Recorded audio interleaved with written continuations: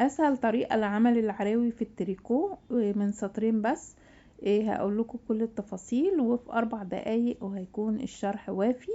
السطر الاول اللي فيه العراوي هبتدي اشتغل عادي خالص كأني بشتغل المرد، غرزة عدل وغرزة مقلوب. هبتدي بعد كده اعمل غرزتين مقلوبين، وبعد كده هقفل اول غرزة عملتها على التانية، بقفل غرزة وبشتغل واحدة تانية مقلوب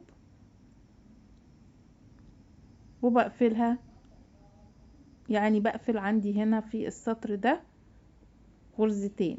ده عدد الغرزتين المقفولين ده على مقاس الزرار.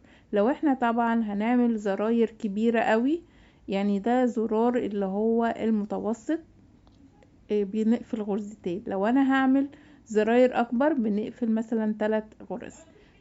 وهكمل بقى بقية السطر واحدة عدل واحدة مقلوب لغاية ما بوصل واعمل العروة برضو التانية. وطبعا بنحدد عدد الغرز ما بين كل عروة والتانية. انا كنت هنا عاملاه 20 غرزة، وده طبعا حسب سمك الخيط اللي قدامنا.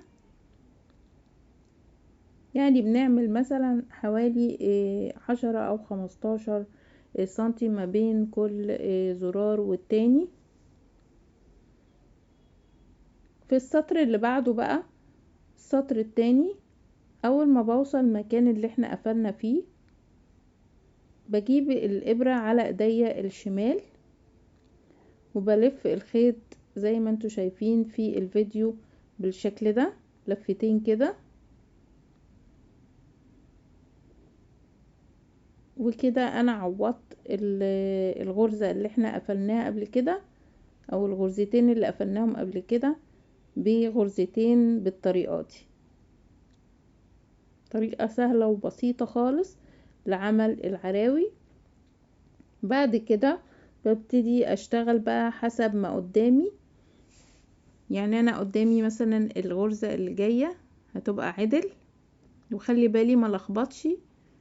طبعا عارفين شكل العدل والمقلوب.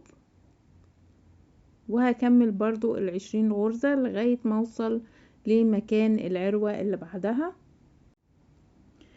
في السطر الثالث بقى هنشتغل الغرزتين اللي احنا عملناهم او عوضناهم زي ما انتوا شايفين هما قدامي دلوقتي. لو انا نهيت مثلا بواحدة عدل يبقى اللي احنا عوضناها دي هتبقى واحدة منهم مقلوب واحدة عدل،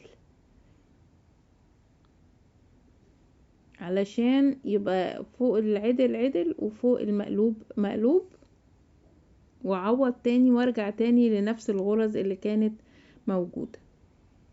وبكمل بنفس الطريقة.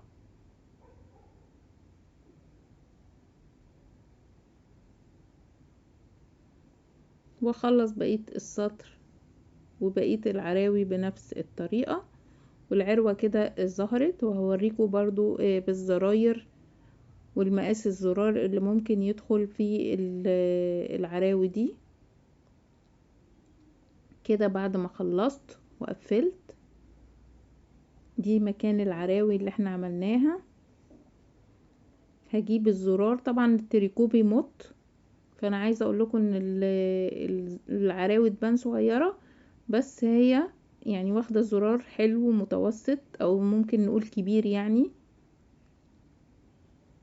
نفس المقاس.